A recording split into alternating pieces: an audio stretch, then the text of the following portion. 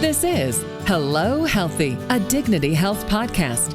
With peripheral arterial disease, or PAD, affecting 8 to 12 million people in the United States, it's important to not only know about the signs and symptoms, but also how to protect limbs that have been affected. Today, we're going to talk with Dr. Niren Engel, a vascular surgeon for Dignity Health. This is Hello Healthy, a Dignity Health podcast. My name is Prakash Chandran. So first of all, Dr. Engel, it is great to have you here today. I just want to start with the baseline question of what exactly is peripheral arterial disease?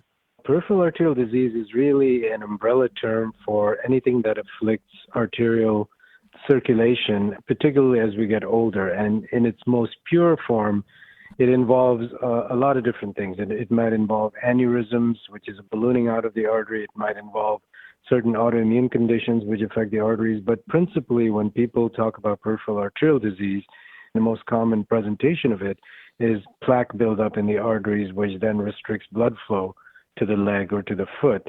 And then ultimately, in its worst manifestation, can result in gangrene, amputation, ulcers, infections, and things like that. So when people speak about peripheral arterial disease in the most generic of ways, that is what they're referring to. Okay, so when we think about a person that might be at risk and when it actually manifests, can you talk to us a little bit about that?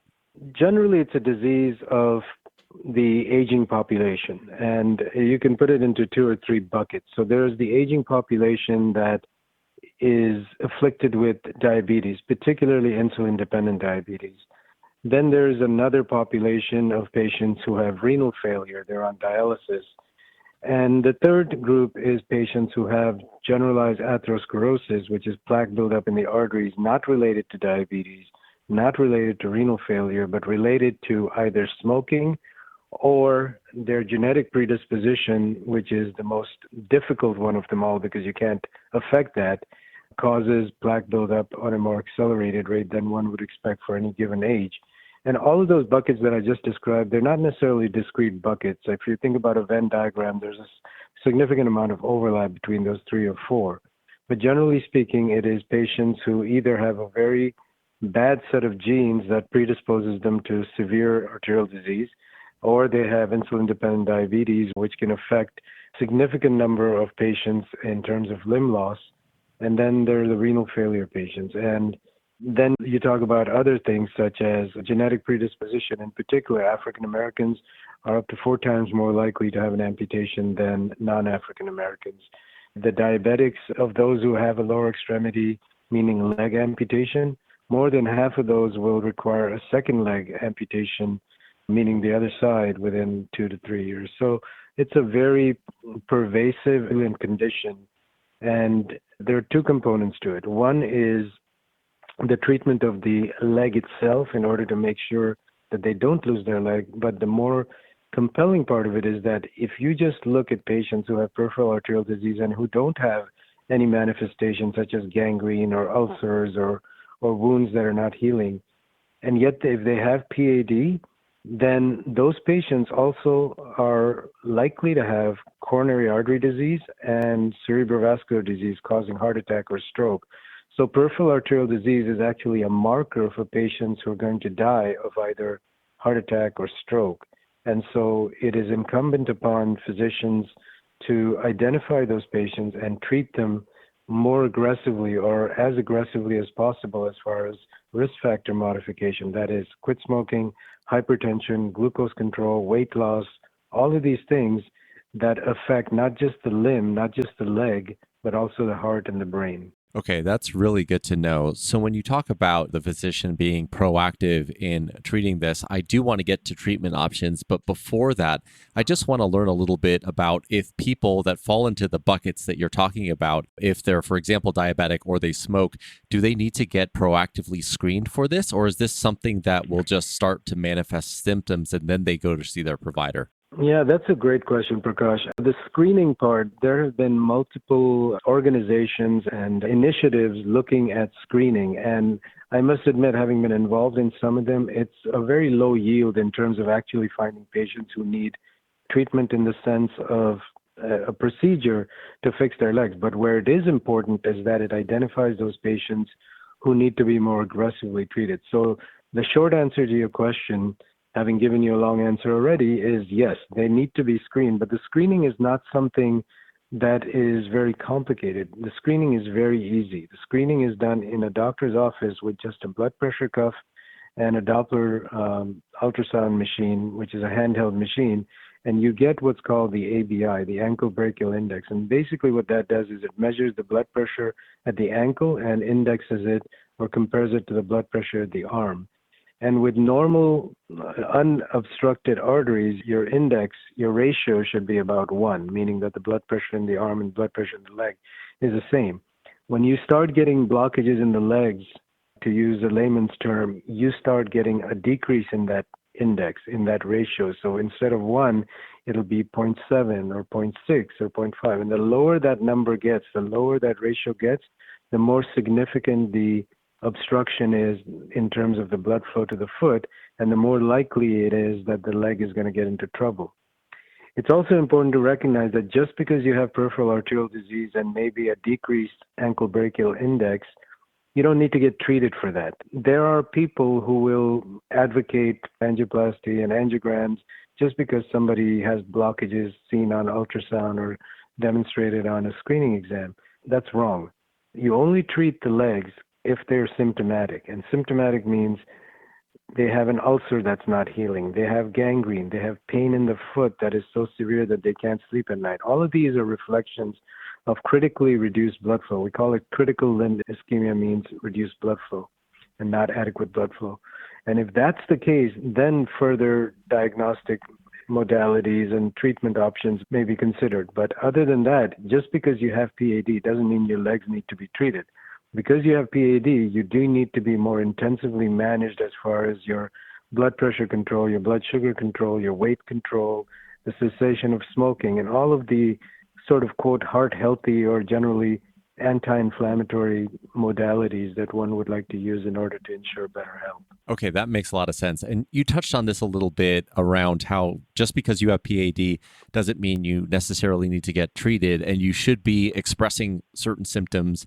Gangrene is one of the things that you mentioned. What are some other things that a person can look at to recognize that they may have the symptoms that require treatment? The most common presentation of peripheral arterial disease is something called claudication. Claudication basically refers to a set of symptoms that are as follows. When a person walks a certain distance, after a given amount of distance, they have calf pain, described as either pain or aching or tightness, and they can't walk any farther. Then they have to stop. They don't necessarily have to sit down. They have to stop, and then it goes away. Then they start walking again, and again, they can only walk that same distance. It's a very predictable and stereotyped presentation. And other things can cause leg pain when you walk. If you have back problems and the nerves are pinched, that can cause back pain. But the difference is with arterial disease, it's always the same distance every single time. And if you have that and you're seen by somebody who knows how to manage or diagnose it, then it can be called claudication. And claudication does not require treatment unless it's so severe that the patient cannot function. And there are a lot of people who undergo procedures that are unnecessary, and it's been shown over and over again that if you have claudication of a certain kind, and that's where you need a vascular surgeon or a specialist to kind of ferret out the details. But generally speaking, if you have claudication, if you just embark on a walking program, meaning that you walk to the point where you get that discomfort and then you walk through that pain and you do it once or twice a day regularly, you'll double your walking distance without any procedure, without any surgery in about 6 months. So what vascular surgeons advocate is that if you have claudication, we try to stay away from doing angioplasty or stenting or any of the procedures that are so ubiquitous because it's not necessary, and it can actually initiate a series of events that make your leg worse over time, because then you start getting what's called restenosis, which is a blockage of the area which you ballooned or which you stented. So generally speaking, if you have claudication, it's best to avoid procedures. If you have gangrene or pain when you sleep at night, which is called rest pain, or if you have an ulcer or a wound that develops on the foot or the leg and it doesn't heal, then that's a better reason to be aggressively investigated as far as what the underlying anatomy is and see if there's something that needs to be done to fix it. But that requires a well-trained set of eyes and a person who has really sober judgment about what to do and when to do it. Not everybody needs to have something done just because you have a narrowing of the arteries in the legs particularly. So just to summarize, if you're experiencing the claudication, as you were mentioning, just a walking program to kind of overcome that distance limitation once or twice a day is really all you need. But if it's something that is more severe, like gangrene, or you have those ulcers, then it's time for the treatment that you're talking about. Is that correct? You encapsulated beautifully. Absolutely. These are the official recommendations of the Society for Vascular Surgery, which is our biggest organization in the world. So when we talk about the treatment options for those that need it, that are expressing those symptoms that are more severe, can you talk a little bit about what is available to them? Yeah. If you looked maybe 15 years ago, the only thing available was a surgical bypass where we actually make an incision above and below where the artery is blocked and we bypass it either with your vein or with a synthetic graft taken off the shelf. And obviously that's an operation and we tried to avoid it as much as possible unless it was really necessary. And I'm talking about for claudication patients. For non-claudication patients, let's talk about the ones who really need the treatment. The first step is to have a set of diagnostics. It can be a CT scan, it can be an MR angiogram, or it can be what's called a regular, we call that a catheter-based angiogram, where it's like the same angiogram you have for your heart, except we're looking at the blood vessels in the leg. And if we see a narrowing or a blockage that we can advance a wire through, then we might treat it with a balloon angioplasty or a stent, rarely what's called an atherectomy, which is trying to shave the plaque, which really hasn't been demonstrated to be very beneficial. But nonetheless, those are three modalities in stepwise fashion which you can use to treat it. The advantage of it is that there's really no downtime. You have your procedure, you go home, and then you're up and about the next day without limitation. The downside is that it's not as durable as a surgical treatment would be because anytime you angioplasty or stent a vessel, it can incite a reaction which causes scar tissue to build up and you get what's called restenosis. And there have been lots of advances such as drug-eluting stents, drug-coated balloons, which try to limit or obviate that kind of narrowing from developing or at least getting that severe. And they've had reasonable success, but I wouldn't say it's stunning success. There's an improvement at the margins. So that's what we do for patients who have rather limited or easy to treat disease in that fashion. We call it the endovascular therapy. If you have more than that and you need to have really significant improvement in blood flow to the foot, and you can't do it endovascularly, then we go to surgery, and that's where we consider doing a bypass. And well-trained vascular surgeons can do bypasses down to 2-millimeter vessels or smaller into the foot from the groin. So there are patients who have blockages from their groin crease all the way down to the ankle, nothing in between. And those patients are not appropriate for endovascular therapy because technically you won't be able to do anything, and even if you do, the likelihood of that lasting very long is small. So in that case, if you've got a good angiogram that shows that you can bypass to something, then we will do a bypass. So it's a bigger operation with a hospital stay, but the results are usually very good, and the limb salvage, meaning the ability to rescue the limb from a risk of amputation, is very high. So the advantage about a vascular surgeon is that we can do the endovascular approach or we can do the surgical approach, and it really depends on what approach is the best for that particular patient, and that's where the judgment comes in. I see. So we've so far been just talking about the leg, and I'm wondering if PAD actually affects any other limb besides the legs. Yeah, it's very interesting from a biologic standpoint. It doesn't affect the arm in the same way. The arteries that supply the arm arise out of the chest, arise from the branches of the aorta, which is the biggest blood vessel in the body. And those arteries sometimes can develop a narrowing, but the manifestation of that narrowing, the manifestation of that blockage is typically that there's a decrease in blood pressure on one side or there's absence of blood pressure compared to the other side.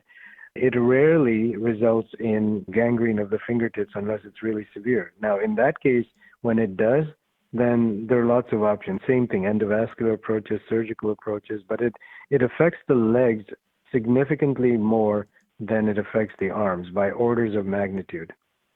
The other thing about peripheral arterial disease, like I told you at the beginning, is that so far we've been talking about plaque buildup and obstruction, but also within that umbrella is a series of, or a set of conditions that involve aneurysm disease. So the biggest blood vessel in the body, the aorta, can develop an aneurysm, which is a ballooning out, and if it reaches a certain size, then that can rupture and you can die from it. The biggest risk factors for those are genetic background and smoking. And if you combine those two, meaning that you have a genetic background, your father or your brother or your mother or somebody had an aneurysm, and you either have one or you might be at risk for one, so you should be screened, and you're smoking, then you're virtually guaranteed that aneurysm is going to expand at a higher rate or faster rate than if you weren't smoking. And the danger, it's called the silent killer, because you don't know you have an aneurysm unless somebody actually either examines you and finds one or screens for it. And Medicare actually has a program called the SAVE Act that was signed by President George W. Bush, which entitles somebody who's entering the Medicare program as a first-timer, if you're over age 65, i.e. Medicare, and you have a history of smoking or you have a family history and there are other little subcategories, then you're eligible for a one-time ultrasound scan, which will show you that you do have an aneurysm or you don't have an aneurysm. And if at that age you don't have one, then you can probably stop worrying about developing one. But if you do have one, then depending on the size, you might be either subjected to a surveillance regimen once a year with ultrasound and or CT, or it may be big enough where you need to have it treated. So atherosclerotic disease involves every blood vessel in the body. We talked about the legs, occasionally the arms. It affects the blood vessels that go to your intestines and can cause significant abdominal pain every time somebody tries to eat. There's all kinds of manifestations of peripheral arterial disease, and it requires really what I would call a jeweler's eye in order to be able to appreciate the possibility of it and to look for it and to know what kind of tests you might want in order to determine what to do next. So, just as we close here, I wanted to ask if there's anything you can recommend that someone do to really avoid this disease. But from what you've told me, it really sounds like the management of blood pressure, blood sugar, obviously smoking cessation, and really any of the things that cause inflammation. That feels like the best thing that you can do and be proactive about. Number one, am I correct in assuming that? And number two, is there anything that I've missed? You're absolutely correct in assuming it. What I like to tell my patients is you want to live a, quote, anti-inflammatory lifestyle. And it's too detailed, it's too complex to go into here, but generally speaking, you want to decrease inflammation in the body. And that is by exercise, that is by quitting smoking, that is by being on statins, which are very important to decrease inflammation, apart from lowering cholesterol. In fact, I'll have many patients that I'll put on statins, even if their cholesterol is normal. And the one thing that we did not touch on, which is probably as critical as anything else, is diet. And most of the stuff that people eat is, if it's processed, if it's sugar, if it's the kind of stuff that constitutes a typical Western diet, and I don't want to say just a Western diet because this is prevalent all over, but it is to reduce inflammation. So eating things, and there's a ton of data out there, a ton of information for the average person to just do a Google search and look up anti-inflammatory lifestyle or foods and fish and certain kinds of nuts, the omega-3s and the omega-9s and things like that. There's lots of stuff that you can do short of medication in order to decrease the inflammation. Exercise is a very important part of decreasing inflammation in the body. Diet is a very important part. Do not smoke. Blood sugars, you don't have to be diabetic to have blood sugar issues. There's an entire condition called prediabetes, which is not bad enough to treat with medications, but it is a cumulative amount of damage that occurs over the years. So, getting that tested, making sure your weight is down, because Americans are overweight, and they're overweight by orders of magnitude. They're not just a little overweight. And that obviously increases the likelihood of diabetes, that increases cardiovascular disease, that increases just about everything you can imagine. So decrease weight, exercise, statins if needed, watch the foods, don't smoke. These are all common sense items that if you ask anybody, they'd go, yeah, but what it requires is really detailed attention to what each of those components are and to live them. It has to be something you do every day. Absolutely. There's no question about it. One of my favorite quotes is the price of peace is eternal vigilance. And that means that every day you have to pay attention. You have to act in a way that is going to be healthy. And in this case, really eat that heart healthy diet, get out and exercise, and be safe. So Dr. Engel, thank you so much for your time. I truly appreciate it. That's Dr. Niran Engel, a vascular surgeon for Dignity Health. Need a doctor? We can help. Visit dignityhealth.org/our doctors to get started. If you found this podcast helpful, please share it on your social channels and be sure to check out the entire podcast library for topics of interest to you. This has been Hello Healthy from Dignity Health. Thanks so much, and we'll talk next time.